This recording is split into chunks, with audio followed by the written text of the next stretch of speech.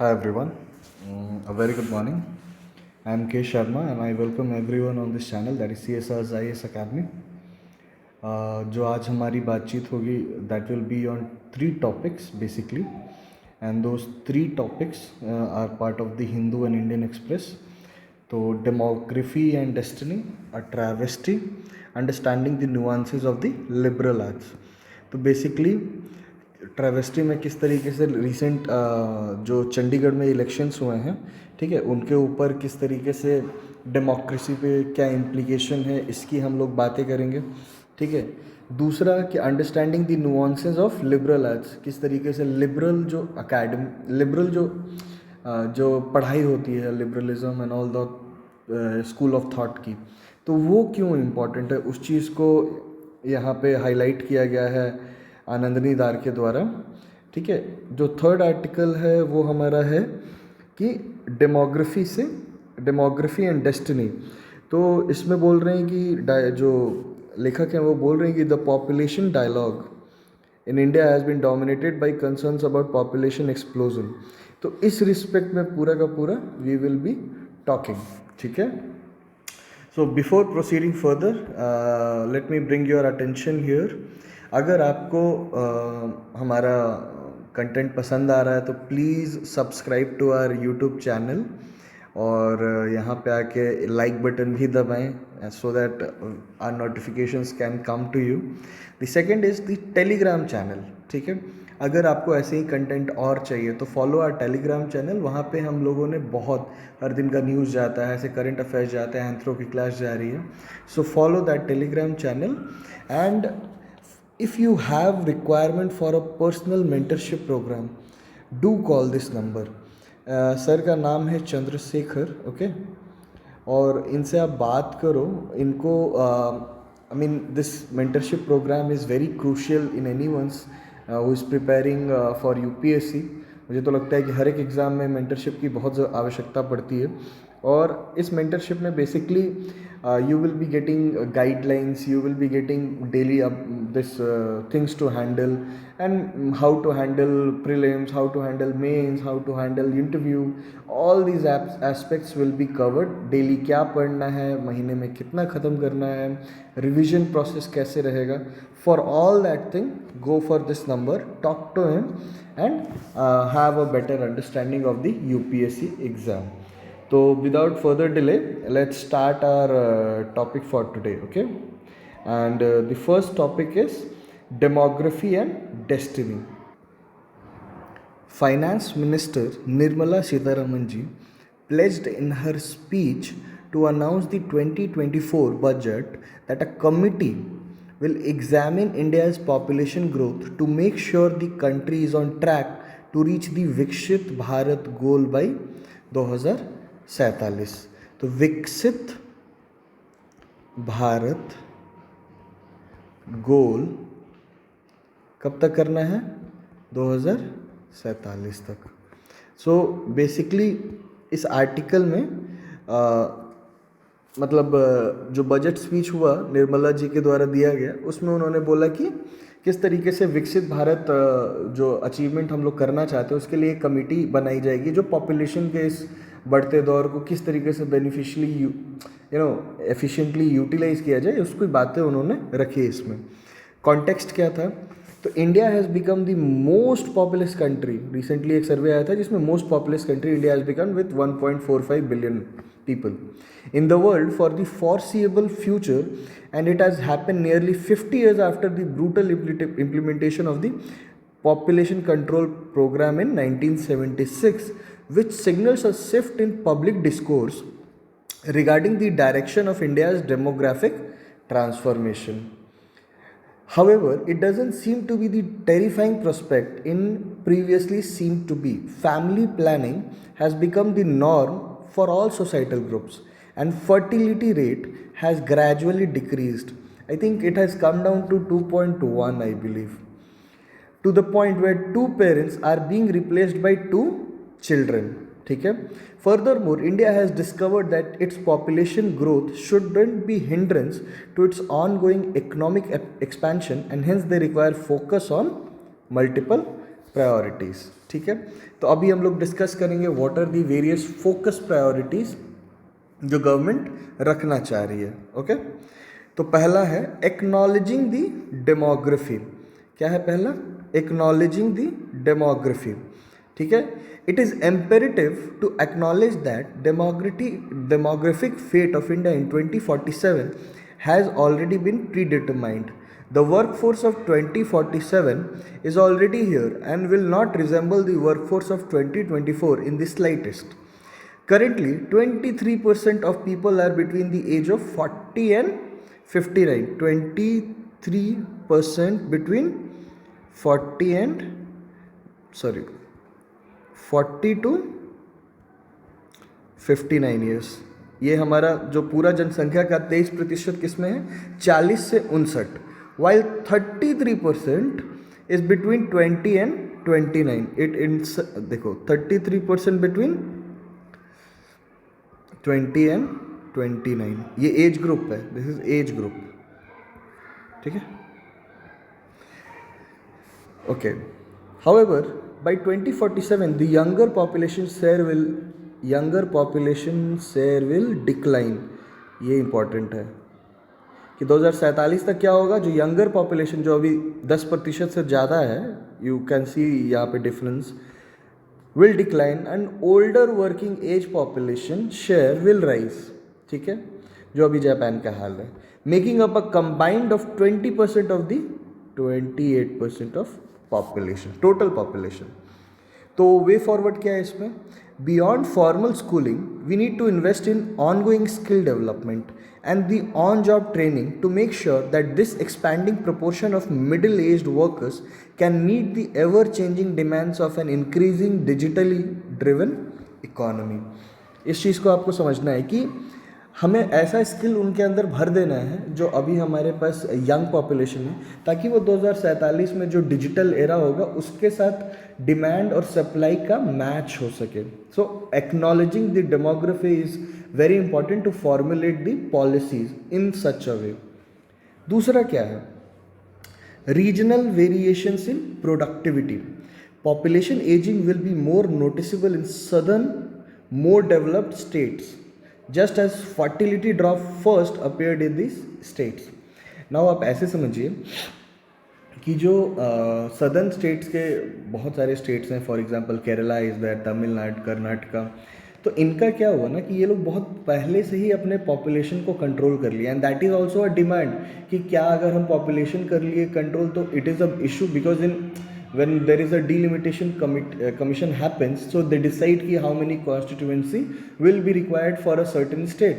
तो अगर आपका population कम है तो you will get less number of constituencies and the northern states have more population, तो more number of constituencies। इससे क्या होता है कि आपके पार्लियामेंट में रिप्रेजेंटेशन कम होगा, जब रिप्रेजेंटेशन कम होगा तो आपकी बातें कौन करेगा, and that is a cause of concern actually. मुझे तो बहुत अच्छा लगता है यूनाइटेड स्टेट्स, जहाँ पे कोई मतलब there is no concept of कि आपका कितना बड़ा टेरिटरी है या population. Each state will be represented by 2 people, the head of the state will be governor, इस तरीके से। तो it's also something which we can do in later stages, but for now let's focus here. तो southern states का ये बहुत बड़ा concern है। States will differ greatly in terms of dependency burden, which is measured as the number of people aged 15 to 59 who provides for children under 15 and elderly population over 60। demographer PM Kulkarni for instance projects that in 2021 44 working age individuals in Bihar supported 100 dependents, while in Tamil Nadu 50 लोगों ने कितने support किए? Supported the same population. मतलब कि बिहार में 44 लोगों ने कितने लोगों को सपोर्ट किया? 100 लोगों को।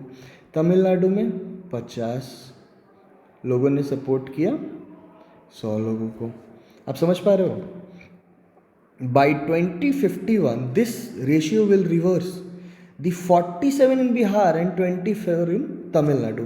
That means कि यहाँ पे बन जाएगा ये 47 और यहाँ पे बन जाएगा ये 24। ठीक है. To put it briefly, the productivity of workers in areas like Bihar, UP, MP, and Chhattisgarh, which have long been seen as demographic laggards, will determine the future of India's elderly and children. It is a very important observation by the person who has written the article. So, what is the way forward? So, we need to invest in the labor force in these states. Also, we can decide on interstate allocation. It can be established by the 16th Finance Commission, and also they can come up with the solution for the various challenges. ठीक है. So, it is a solution given in that. अब है workforce engagement. तो ये तीसरा हमारा focus priority है, workforce engagement. women's child care responsibility decreases as fertility decreases. कि जितने कम बच्चे होंगे उतना रिस्पॉन्सिबल कम होंगे ना वुमेन में. अभी भी पुरुष प्रधान देश है तो वो औरतें घर की काम में ज़्यादा लगी रहती हैं. That is an evident. I am not trying to be anti feminist, I am also a feminist, but this is a reality in India today context. ठीक है. तो सोशियोलॉजिस्ट सोजिन यू along with others analyzed National Family Health Survey data and found that in 1993 the average mother took care of children until they were 5 years old. मतलब 1993 में एक average mother, ठीक है, 5 साल तक बच्चों का ध्यान रखती थी. were 5 years old until they were 5 years old for roughly 14 years, 14 साल तक. But in 2021 that figure decreased to 8 years. कि पहले 14 साल तक माँ ध्यान रख रही हैं, अब घट के वो हो गया है 8 साल. ठीक है. ओके. टाइम सेव्ड, क्योंकि एक बच्चे पे नहीं है, आप मल्टीपल, मतलब 5 साल का आपका मान लो 3 बच्चा हुआ तो एक एवरेज वुमन कितना दे रही है, 1 घंटा 14 ईयर्स दे रही है. मतलब एक बच्चे पे 5 साल तो 3 बच्चे में 15 साल. एक ऑडली फिगर है. बट 2021 में क्या हुआ है कि it has decrease to this 8 years.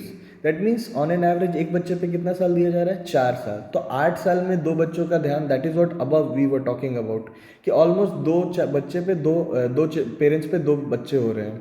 तो फर्टिलिटी रेट हम मैनेज कर रहे हैं. तो यहाँ पे उस चीज़ को हाईलाइट किया गया है. तो time saved all child care hasn't been put up to better use. That is increased workforce engagement. ठीक है.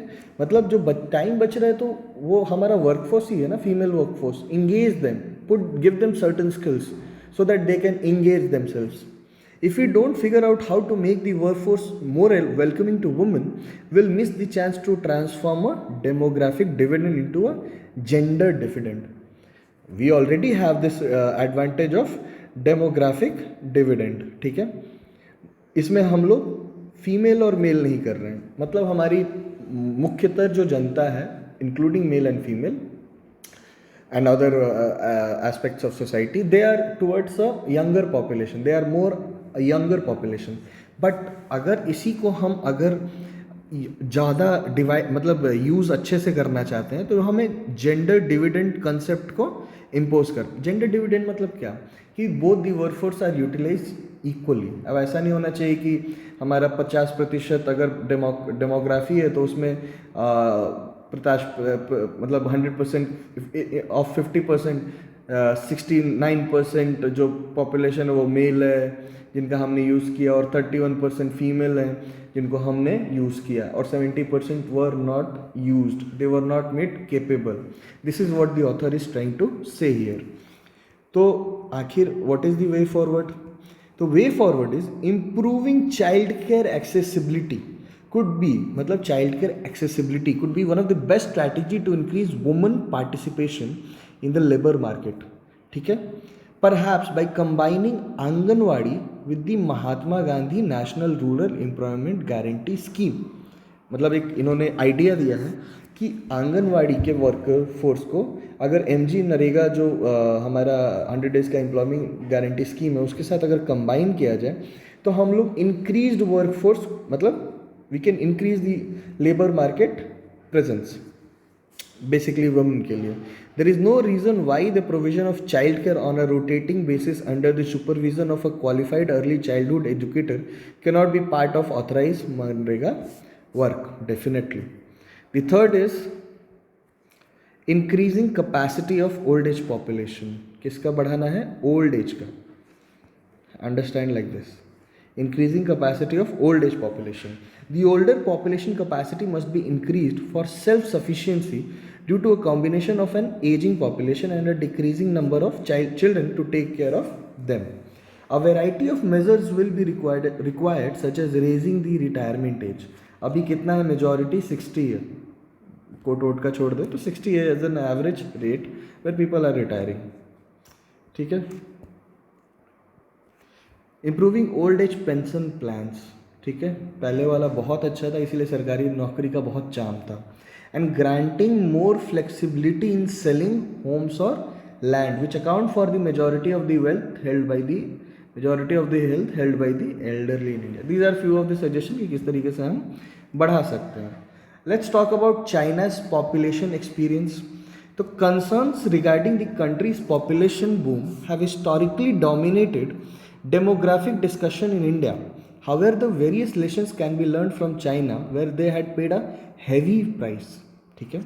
China imposed a rigorous one-child policy. एक second. Rigorous one-child policy in attempt to rapidly reduce its population, pushing the country to a demographic cliff where the demands of an elderly population are starting to slow down economic growth. आप समझ रहे हो? Where the demands of an elderly population are starting to slow down economic growth. Increasing fertility has not been achieved by lifting one child limit, and hence this implies that India should refrain from having a similar frenetic response and let the decrease in fertility to proceed at a normal rate. मतलब and if the demography be fate, let us gracefully adjust it. इनका कहने का अर्थ है कि कोई चीज़ को forcefully अगर किया जाए ना, उसको we cannot, it will not be sustainable, and that has happened to a country like China. ठीक है, जहाँ पे इकोनॉमिक ग्रोथ स्लो हो गया बिकॉज एल्डरली पॉपुलेशन का जो डिमांड्स है वो fulfil, demands of an elderly population are starting to slow down economy, क्योंकि उनकी चीज़ों को प्रोडक्टिविटी नहीं हुई ना उनके एज ओल्ड पॉपुलेशन को. अब वही बोल रहे हैं कि ऐसा फ्रेनेटिक रिस्पॉन्स नहीं करना है. ठीक है, and we have to accept the fate, we have to go very in a poised way, in a calm way, very this organically. So let's conclude it.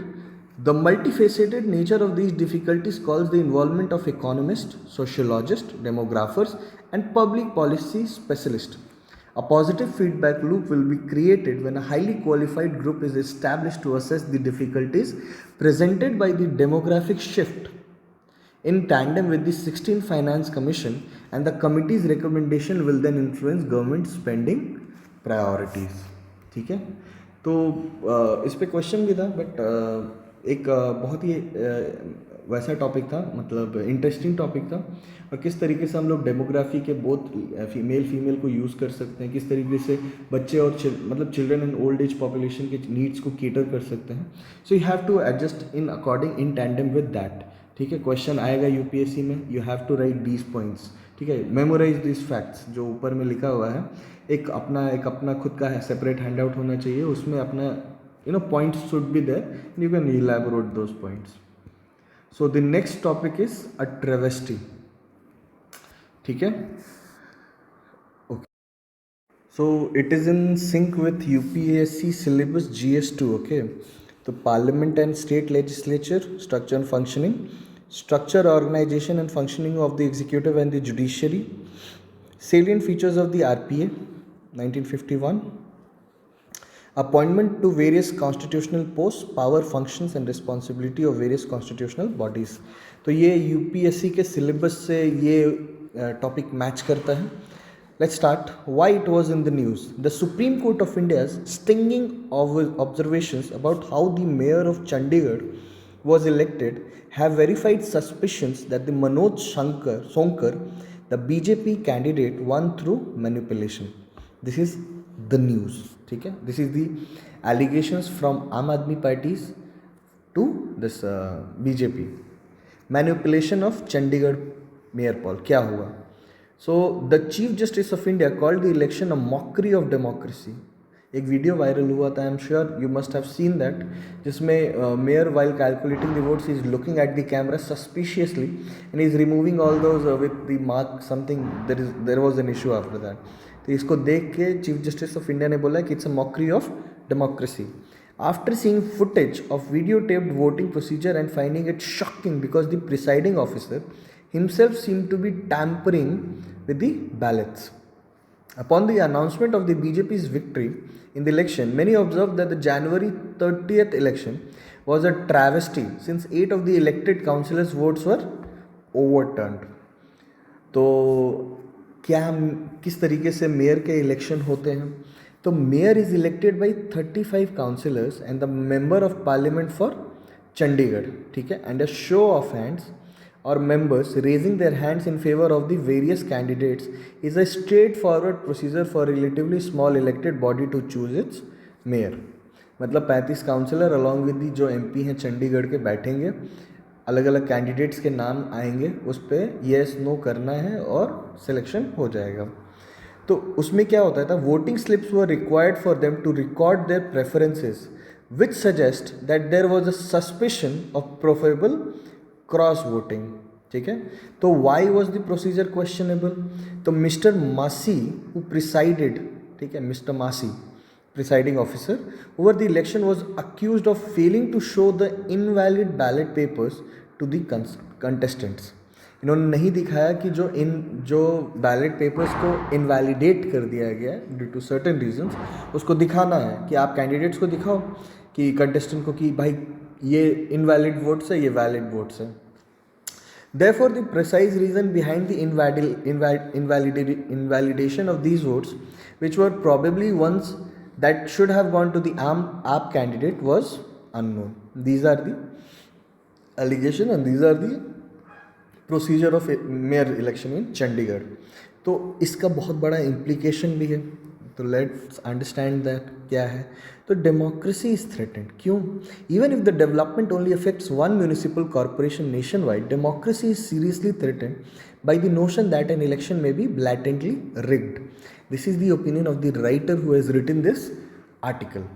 The second is diminishing character of national parties. It is impossible to regard a political party hoping to re-election national parliament for a third time as electoral manipulation of this kind. कि एक BJP is a national party जो कि there are very high chances कि वो national politics में वापस से आएंगे because there is a very weak alliance, weak opposition they have. This is all that political analysts have said and I am just repeating their words. तो उनका जो ये मतलब रवैया है एक नेशनल पार्टी का एक छोटे से मेयर इलेक्शन में मैनिपुलेशन करते हुए, वो डेमोक्रेसी के लिए अच्छा नहीं है, वो समाज के समाजीकरण के लिए अच्छा नहीं है. The third, judicial intervention required. Justice, हालांकि जज उस मेयर के इलेक्शन को सुप्रीम कोर्ट ने स्थगित कर दिया है एंड दे हैव सेड कि टिल फर्दर नोटिस उसको रोकना होगा. Justice will serve only if the election is declared void and a new one is held with protection against tampering, and the Supreme Court did the right thing. Supreme Court did the right thing by directing that the votes and records be turned over to the High Court Registrar General and the intended corporation meeting to be postponed until further notice. मतलब कि जो भी documents है उसको आप पहले तो high court के रजिस्ट्रार जनरल के पास भेजो, excuse me, and the intended corporation meeting जो है उसको अंटिल फर्दर नोटिस आप पोस्टपोन करो. मतलब जो मेयर के इलेक्शन का रिजल्ट है उसको अभी आप हॉल्ट करो. तो लेट्स टॉक व्हाई इतना मतलब it's a manipulation of election. फिर तो वो वही जंगल राज हो जाएगा, है ना, गुंडा राज. पहले के ज़माने में बैलेट्स को इनवैलिडेट कर देना, जला देना. तो again if these things are happening, this is a symptom of that and this is a symptom of failing democracy. तो क्यों? तो इंडिया के बारे में थोड़ा सा पढ़ लेते हैं कि it is known as the mother of democracy. तो पुराने एंशियंट एरा में India has a rich and lengthy history of democracy and this provides that the Indian subcontinent has long adhered to democratic ideals. It has been said that the relationship between the ruled and the ruler is comparable to that of his father and children. Platonic है, but this is true. In Indian democracy, the idea of dharma or responsibility is essential. It includes the king's Raj Dharma and the people's Praja Dharma duties. कि राजा चुनने का अधिकार किसका? तो प्रजा का. तो democracy as a fundamental principle.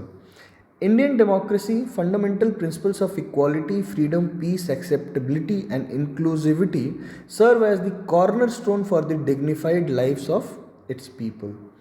Democratic family structures emphasize the importance of family and inclusive decision making. Women participation in assembly is indicative of early democratic process in inclusivity.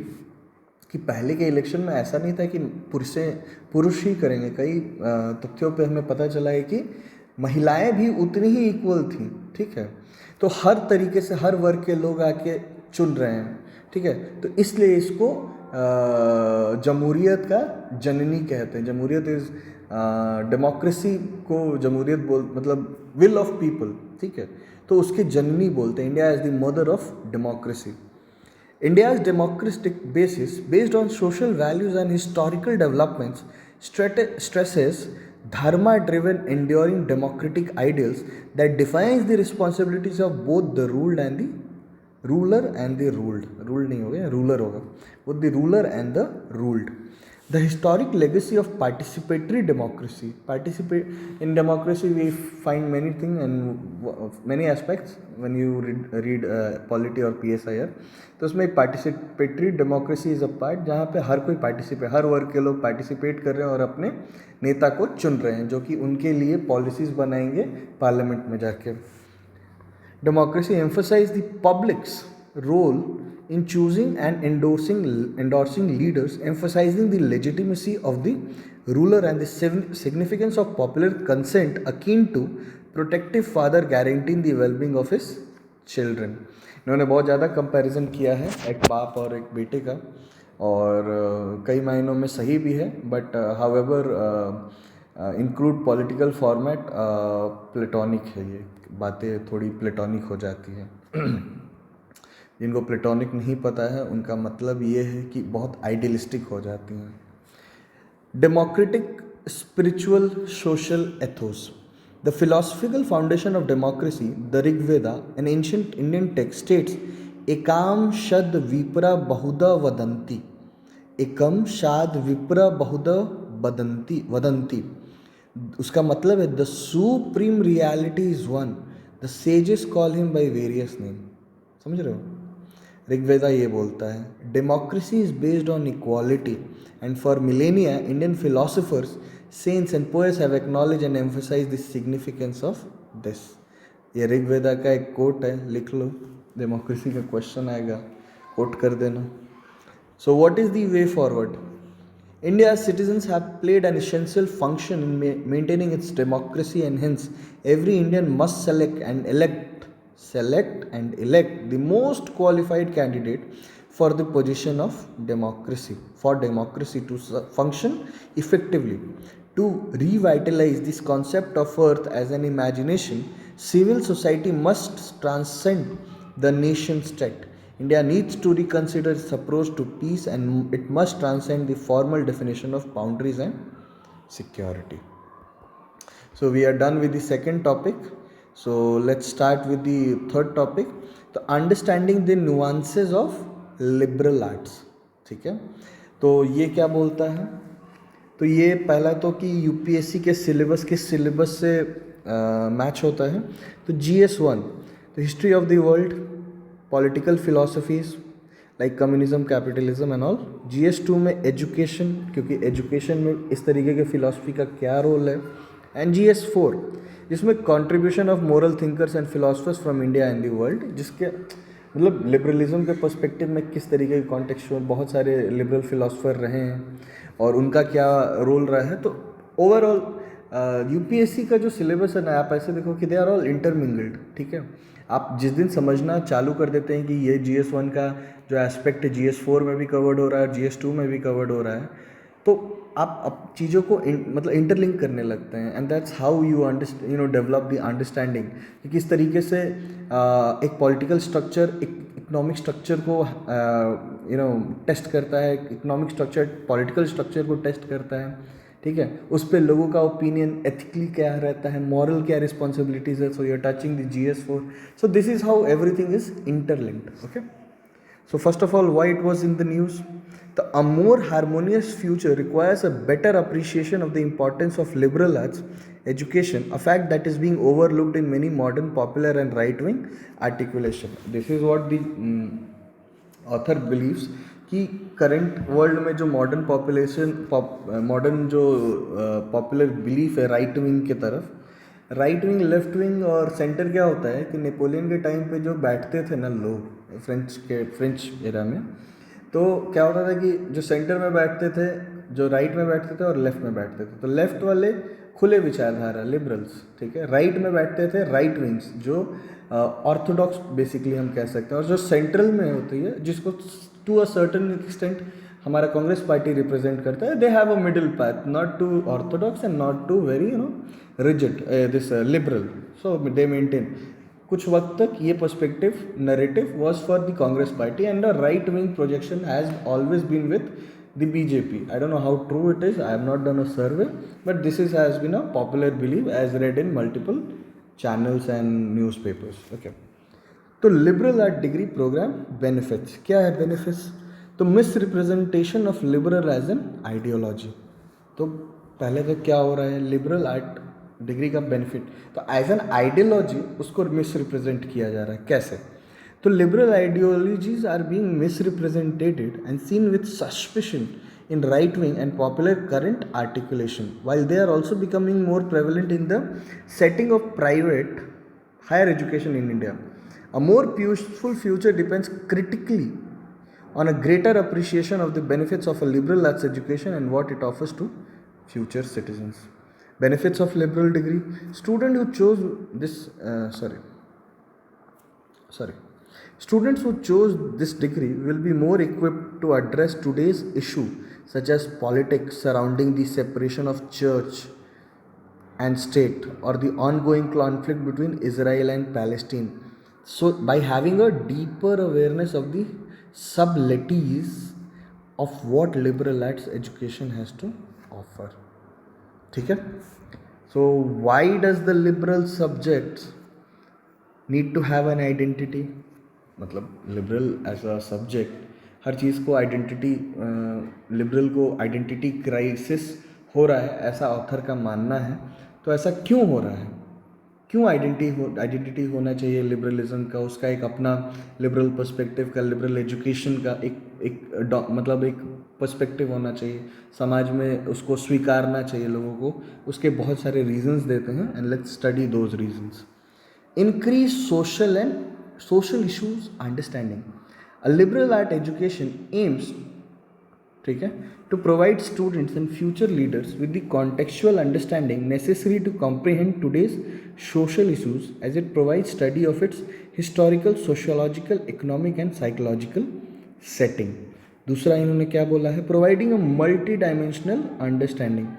Openness, the capacity to understand a subject from several angles and an understanding of the complexity of the current situation, ठीक है, would all be necessary for such an approach.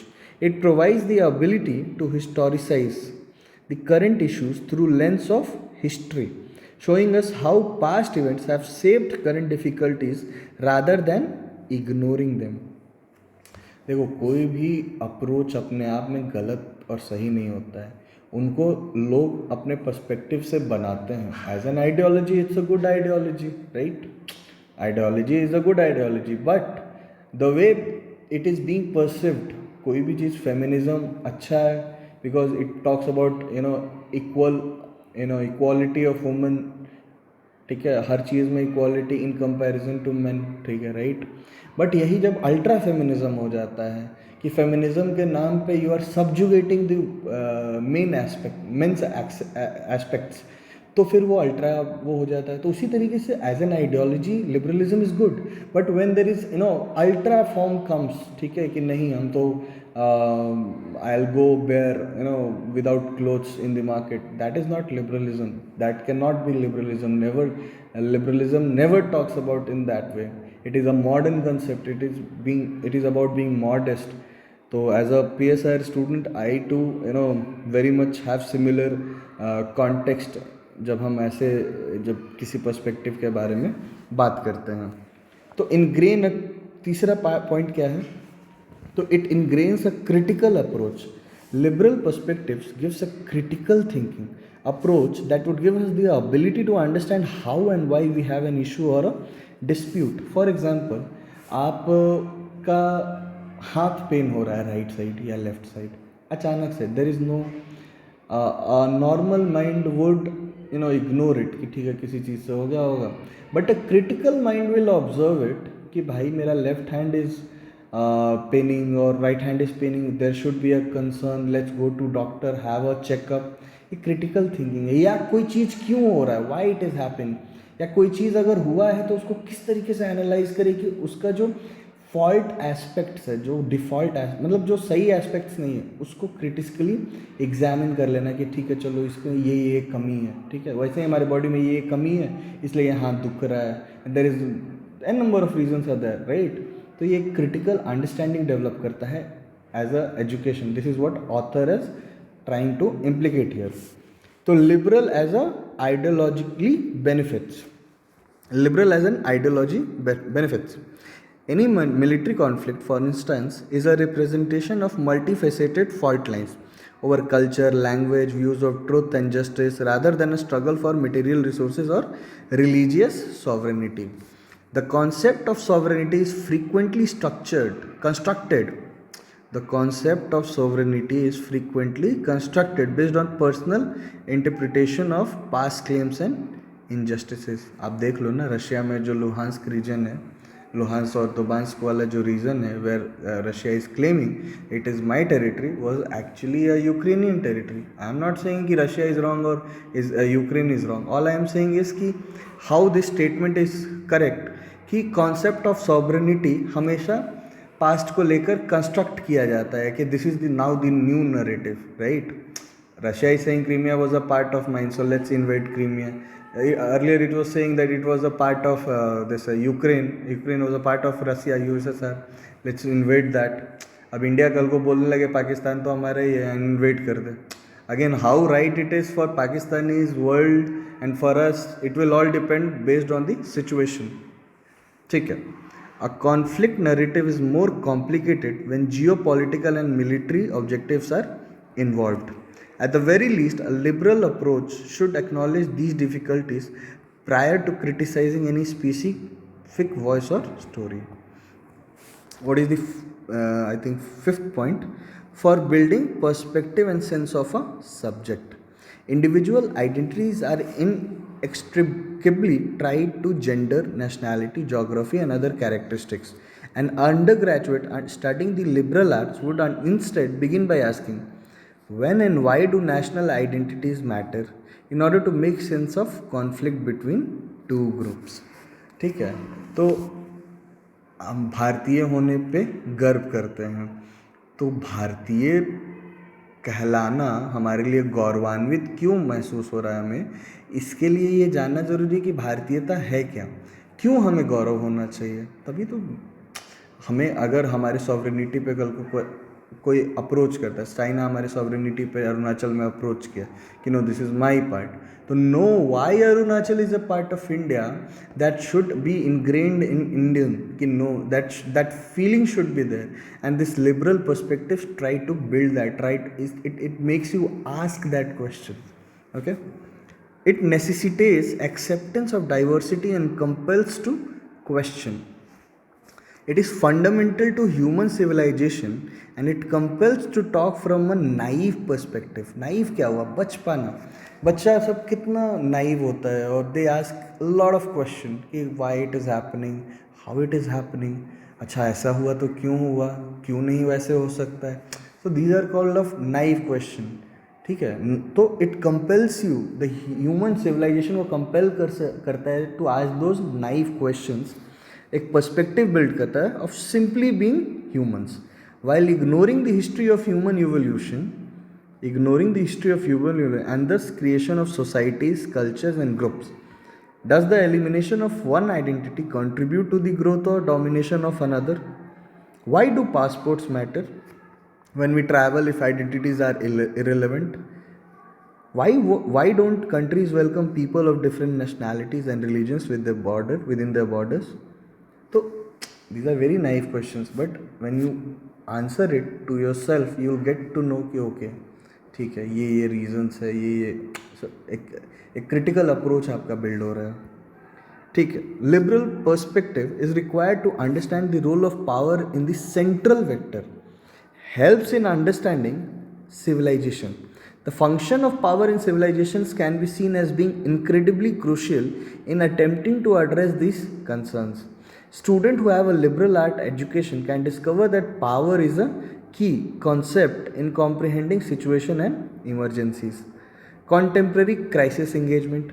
It enhances the interaction with current crisis scenarios, and power can function in a complex, multi-layered way within a community or beyond borders. Therefore, a nuanced liberal perspective, ठीक है, should be based on a multifaceted approach to power rather than rejecting or desiring it away. ठीक है, चलो इतना बोला इन्होंने, तो इन्होंने एक वे फॉरवर्ड भी दिया है. तो we with the goal of transforming society, a liberal art education help student become more compassionate, ठीक है, which is the need of the hour, while acknowledging their identities and differences and comprehending the ways in which power functions in our communities. Student can learn to think through solutions, adopt educated positions, and find resolutions that also be complex and nuanced by first asking insightful questions and then roughly understanding the issues at hand.